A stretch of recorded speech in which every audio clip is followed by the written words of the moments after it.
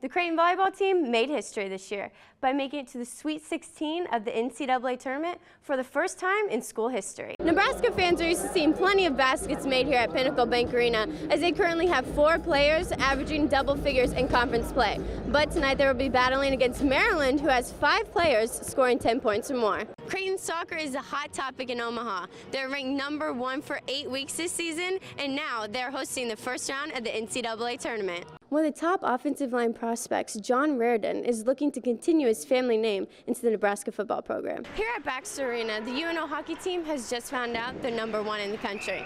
Now that can come with a lot of pressure, but these guys are looking to use it as motivation. There will be a lot of red in CenturyLink tonight, but it's not for Christmas. Rivals Creighton and Nebraska will be tipping off here in just a few short minutes. Now, Action 3 Sports. I don't think anybody would have expected the Nebraska athletic director to say the Huskers football program is rebuilding. But the reality of the situation is Sean Eichhorst might be right. 6 losses before the month of November for the first time since they started throwing the pigskin around in the Lincoln pasture.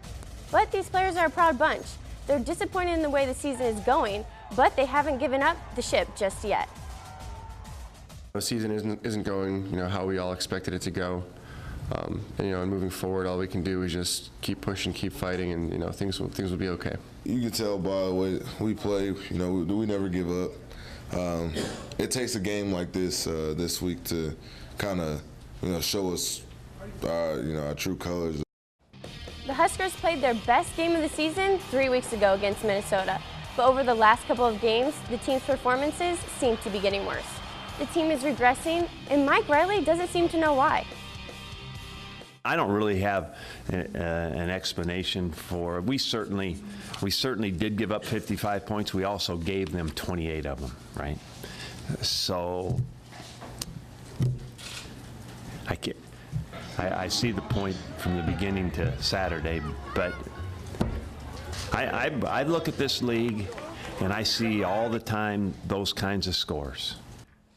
It was a rough weekend for the UNO Mavericks. They were swept by Western Michigan and in the process losing their #1 ranking and falling to 8th in the nation. The boys were back to work this morning at the Baxter Arena practice rink in their sweet new jerseys. The loss this weekend in Kalamazoo was costly. The Mavs not only suffered their first losses of the season, they were conference losses. So was this a wake-up call for the players? Being 6-0, being the #1 team in the country, obviously, we might have thought we were a little better than we actually were, and obviously that's good for us because, now we can move on. We came out hot. We had a good start to the season, and then kind of brings you back down to earth a little bit.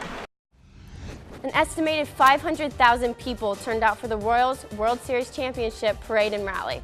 It was an ocean of blue around Union Station, and like the werewolf of London's hair, the weather was perfect. Fans filled the streets of Kansas City to celebrate their team's first World Series title in 30 years. Alex Gordon is back in Omaha. The Royals all-star outfielder will be playing with the Storm Chasers this weekend on a rehab assignment. Gordon is in the midst of his best offensive season since 2011, but he has hit an extended 7th-inning stretch due to a groin injury. A tough year so far, but that's part of baseball, just battling with injuries, and you just got to stay positive and keep looking ahead, and that's what I'm doing right now. Gordon suited up 86 times for the Storm Chasers between 2009 and 2010 before getting called up to the Royals. There, Gordon played in 3 All-Star games and took home 4 Gold Gloves as left fielder. Now, getting back to where he left off is his main focus. No way!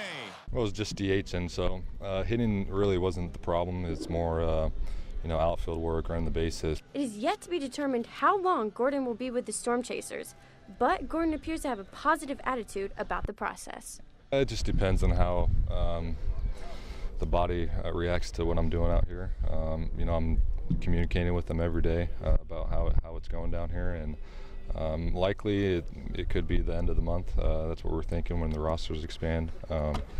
But you just never know with these kind of things. You just got to take it one day at a time.